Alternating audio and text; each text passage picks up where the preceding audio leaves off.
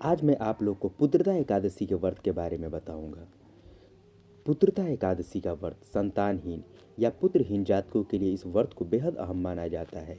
पुत्रदा एकादशी का व्रत वर्ष में 2 बार पौष व श्रावण में आता है।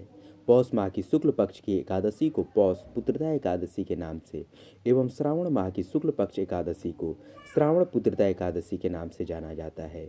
पद्म पुराण के अनुसार सांसारिक सुखों की प्राप्ति और पुत्र इच्छुक भक्तों के लिए पुत्रदा एकादशी व्रत को फलदायक माना जाता है। संतानहीन या पुत्रहीन जातकों के लिए इस व्रत को बेहद अहम माना जाता है। पुत्रदा एकादशी व्रत रखने वाले व्यक्ति को दशमी के दिन लहसुन प्याज आदि नहीं खाना चाहिए। साथ ही दशमी के दिन किसी प्रकार का भोग विलास नहीं करना चाहिए।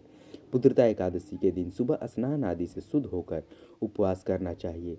भगवान विष्णु और विशेषकर विष्णु जी के बाल गोपाल रूप की पूजा करनी चाहिए।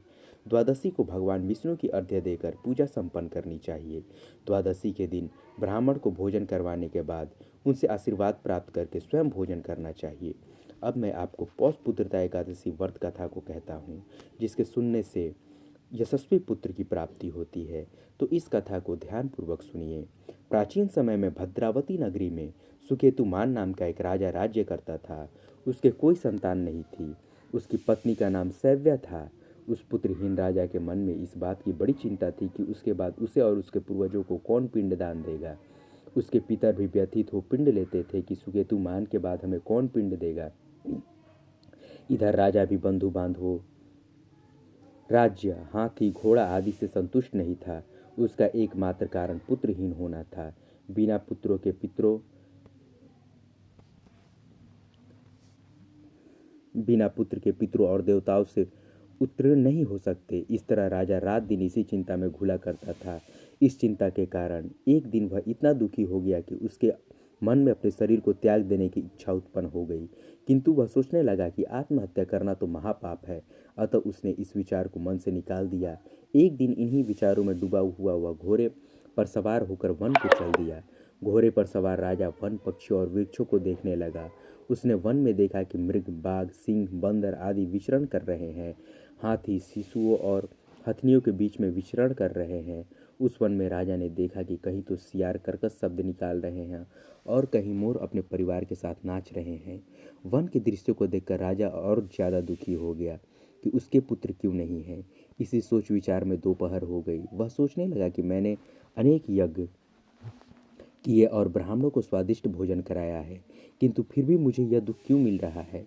आखिरकार इसका कारण क्या है। अपनी व्यथा किससे कहूँ। कौन मेरी व्यथा का समाधान कर सकता है। अपने विचारों में खोए राजा को प्यास लगी। वह पानी की तलाश में आगे बढ़ा। कुछ दूर जाने पर उसे एक सरोवर मिला। उस सरोवर में कमल पुष्प खिले हुए थे। सारस, हंस, घड़ियाल आदि जल क्रीड़ा में मग्न थे।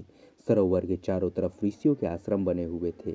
अचानक राजा के दाहिने अंग फड़कने लगे।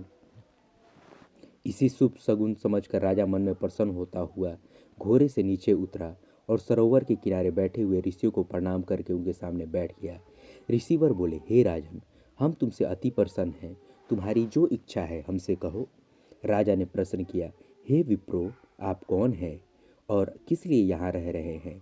ऋषि बोले, राजन, आज पुत्र की इच्छा करने वाले को श्रेष्ठ पुत्र प्रदान करने वाली पुत्रदा एकादशी है।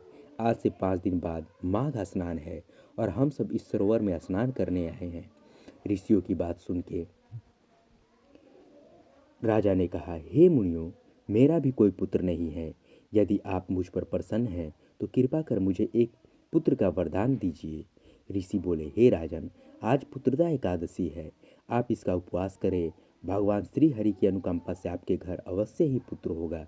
राजा ने मुनि के वचनों के अनुसार उस दिन उपवास किया और द्वादशी को व्रत का पारण किया और ऋषियों को प्रणाम करके वापस अपनी नगरी आ गया।